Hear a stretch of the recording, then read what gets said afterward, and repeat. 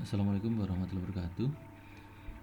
Teman-teman, hari ini kita belajar 7 tips sukses. Kemarin kita sudah belajar beberapa, sekarang kita akan belajar mengenai sikap do my best dan extra mile. Apa sih do my best itu? Do my best adalah kerjakan yang terbaik. Extra mile adalah berilah lebih. Contohnya seperti ini. Apakah kamu kalau bekerja asal jadi? Apakah kamu kalau bekerja selalu berpikir untuk memberikan yang terbaik untuk dirimu ya, bukan untuk orang lain? Apakah kamu suka menuntut kondisi tertentu sebelum mengerjakan sesuatu? Saya perlu ini pak, kalau nggak ada ini saya nggak bisa. Apakah kamu terus semangat bekerja walaupun ada rintangan dan hambatan? Walaupun saya belum ada sarana, saya tetap mengerjakan. Ini ada quotes dari Bos Richard. Anda akan menang jika bisa menaklukkan kekurangan-kekurangan Anda. Jika kita masih terbelenggu dengan kekurangan kita, maka kita tidak akan pernah sukses. Do my best adalah memberikan yang terbaik yang kita miliki, melakukan yang terbaik untuk mencapai obsesi kita. Do my best tidak mentolerir hasil kerja asal jadi atau yang penting jadi. Dia memberikan yang terbaik. Jika menyalahkan nasib, menyalahkan orang lain akan apa yang terjadi kita, maka tidak ada gunanya. Orang lain tidak peduli dengan kita selain diri kita sendiri. Jadi tidak perlu mengasihani diri sendiri. Kita harus terus berusaha untuk sukses. Jika kita tidak pernah do my best, bagaimana kita bisa tahu seberapa besar potensi kita? Jika kita tidak pernah do my best, bagaimana kita bisa yakin meraih cita-citanya? Contohnya kalau misalnya atasannya itu bekerjanya bagus, do my best, tapi bawaannya biasa saja, maka dia akan kesal, akan jengkel. Tapi dari hal itu kita akan tahu mana tim yang bisa diajak lari cepat dan mana yang tidak.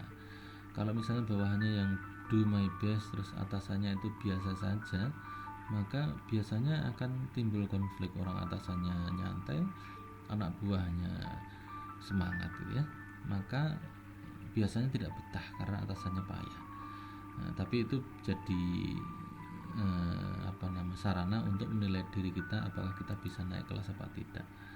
Tidak banyak orang yang terus semangat saat ada alasan logis untuk menyerah, karena memang sukses hanya untuk sedikit orang yang bisa bertahan dalam kondisi sulit. Ini extra mile, memberikan sesuatu yang lebih. Pelayanan ekstra yang Anda berikan akan kembali ke Anda berlipat-lipat. Jadi seperti menabur dan menuai gitu ya. Kalau kita bersyukur, Allah akan menambah. Extra mile adalah bertindak di atas rata-rata, memberikan sesuatu yang lebih dari yang seharusnya. Hampir semua cerita orang sukses adalah orang yang mau dan mampu memberi sesuatu yang lebih dari yang seharusnya diberikan. Kalau misalnya dengan pelanggan, kalau dia mendapati pelayanan yang ekstra, yang lebih dari yang diharapkan, maka dia akan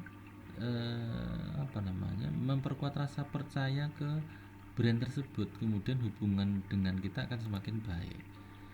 Nih keuntungannya kalau kita punya sikap extra mile itu, kemungkinan akan mendapat kompensasi ekstra. Kalau kita memberi lebih, kita pasti akan dapat lebih. Jika ada yang harus di PHK misalnya, kemungkinan besar Anda tidak. Kalaupun iya, bos Anda akan meneteskan air mata untuk mem-PHK Anda.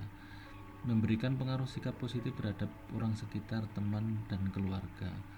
Keluarga kita akan melihat kita memberikan sesuatu yang lebih. Mereka akan bangga dengan kita. Mempercepat Anda menguasai keterampilan tertentu, karena memang kita terbiasa pantang menyerah gitu ya. Ini ceritanya Pak Anto. Dia itu lulusan SMP, jadi manajer, kemudian jadi pengusaha. Ceritanya dia adalah dari Sragen, broken home, lulusan SMP merantau ke Jakarta, jadi tukang batu, tukang bangunan, kemudian melamar jadi office boy di ekspor impor di Jakarta. Terus dia harusnya masuk jam 8, pulang jam 5, dia masuk jam 7, jam 6, pulangnya itu jam 8, 9 malam. pada saat semua karyawan sudah pulang, tinggal dia nungguin bosnya, maka si bos beberapa kali minta bantuan ke Pak Anto. Tok, kamu bisa ini? Belum bisa Pak, tapi kalau Bapak ngajarin saya kerjakan. Akhirnya hari itu dia belajar apa, besok belajar apa, dan seterusnya. Sehingga karena bosnya senang Pak Antoknya memberikan sesuatu yang lebih, padahal nggak dihitung lembur itu.